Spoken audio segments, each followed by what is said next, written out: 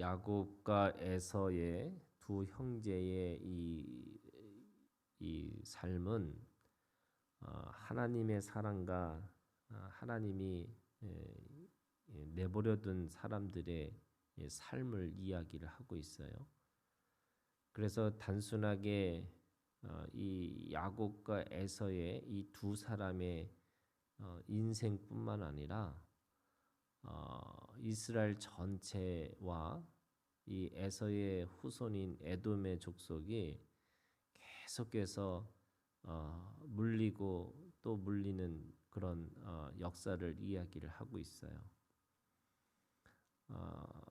이 에돔과 이스라엘의 관계 안에서 이 에돔이라고 하는 이 나라는 나중에 이 아멜렉이라고 하는 그 이 이스라엘 백성들이 이 애굽에서 가나안으로 들어갈 때 늘 약한 고리를 쳤던 족속이 이 에돔에 속한 이 아멜렉 족속이었어요.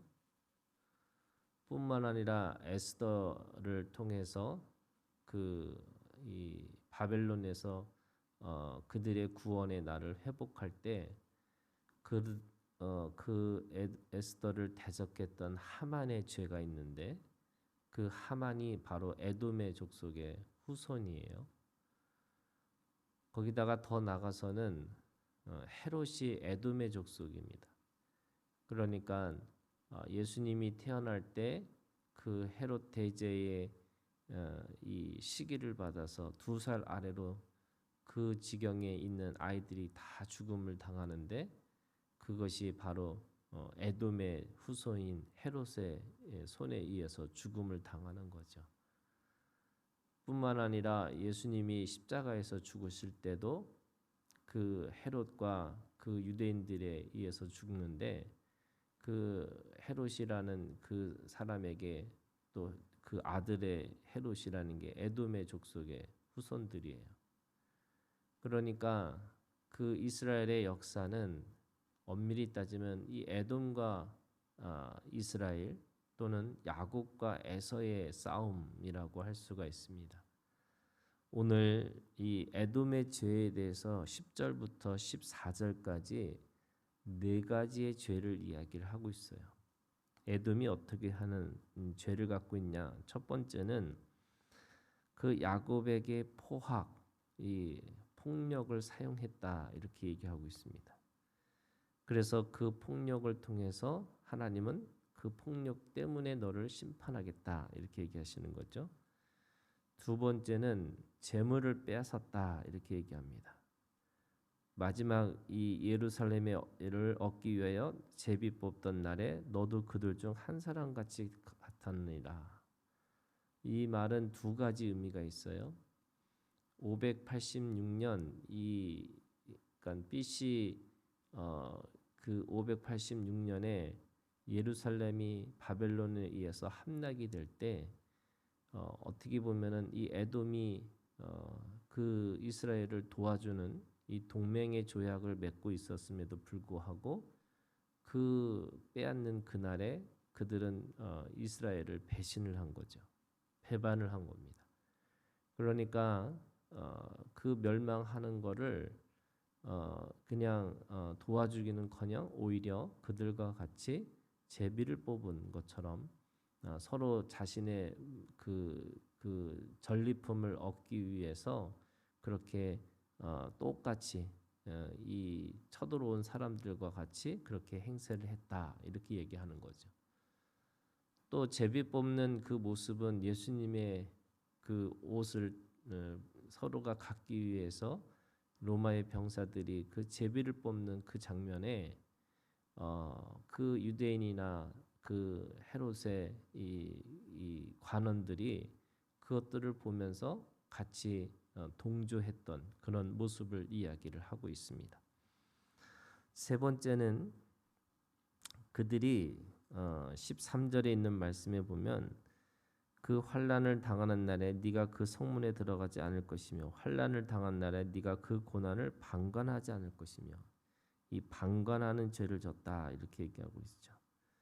그래서 그 방관하는 것 때문에 너희들은 반드시 심판을 또는 너희들은 그렇게 똑같은 그들이 그 침략을 했고 약탈했던 사람들과 같이 심판을 받을 것이다. 이렇게 말씀하고 있습니다.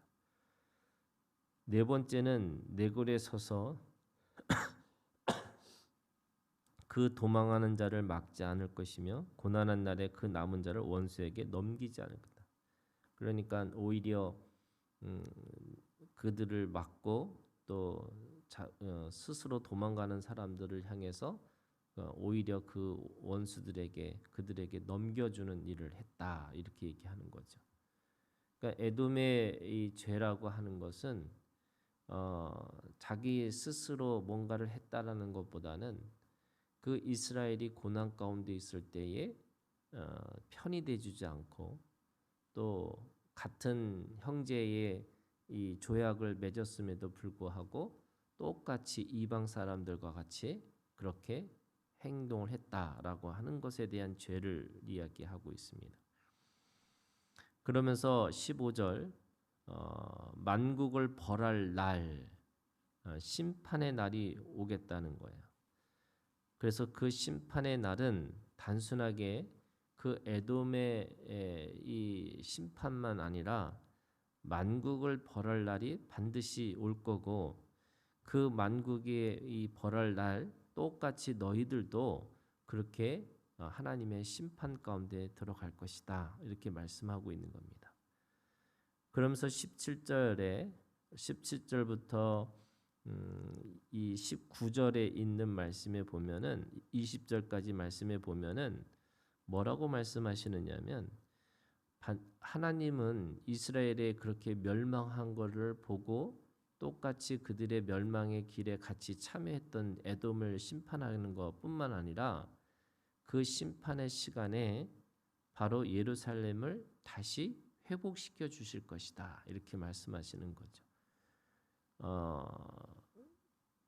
이 모세의 그 이스라엘의 백성들이 애굽에서 탈출을 해서 가나안 땅으로 들어가는 것은 그들이 들어가지는 못하지만 2세들이 다시 들어가서 결국에는 다윗과 솔로몬의 왕국을 통해서 하나님의 영광과 하나님의 임재를 드러낸 것처럼 또 에스더를 통해서 그들의 그 민족이 그 안에서 살아남아서 70년의 포로 생활을 끝내고 다시 예루살렘으로 돌아오는 것처럼 또 예수님이 죽으시고 그 사흘 만에 다시 부활하는 것처럼 그 이스라엘 백성들은 반드시 결국에는 승리할 것이고 그 승리는 그 오늘 말씀처럼 동서남북에 하나님이 정하신 그곳에서 그들을 다시 세워나갈 것이다. 이렇게 말씀하고 있습니다. 그러면서 21절 결론이 뭐냐면 구원받은 자들이 시온산에 올라와서 이 시온산은 하나님의 영광과 하나님의 임재가 임하시는 그 바로 그 상징의 산이 시온산이라고 얘기합니다. 그렇지만 동시에 에서의 산 그러니까 이 하나님의 이 모세의 율법을 가지고 에발산과 아라랏산에서 복과 저주를 이렇게 선포하듯이 시온산에서는 하나님의 회복을 그리고 하나님의 영광을 말할 것이고 에서의 산에서는 하나님의 심판과 하나님의 이 종말이 아주 분명하게 선포되어질 것이다. 이렇게 말씀하고 있습니다. 왜 그런가? 나라가 여호와께 속하기 때문에 그렇다는 거예요. 이 나라라는 것은 세상의 모든 만물, 세상의 일들이 하나님 앞에 하나님의 주권 아래 있기 때문에 그렇다는 겁니다. 그래서 멸망한 것처럼 보이지만 하나님의 약속 가운데 있는 모든 생명은 하나님 앞에서 승리자가 될 것이고 그 하나님의 그 약속 안에 있는 사람들을 대적하는 자 그들을 저주하고 그들을 노략질하고 또 그들을 비웃고 그들이 고난 가운데 있을 때 수수방관했던 모든 자들은 바로 이 에서의 산에서 심판을 당하실 거다 이렇게 말씀하고 있는 거죠.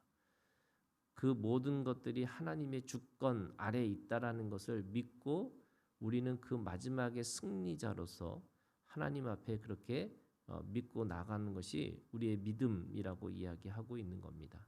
오늘도 우리가 주님 안에서 나라가 여호와께 속했다. 이 오바댜의 어떻게 보면 결론과 같은 이 믿음이 우리 가운데 있어서 우리의 모든 일상과 우리의 삶이 하나님 앞에 속한 것이다.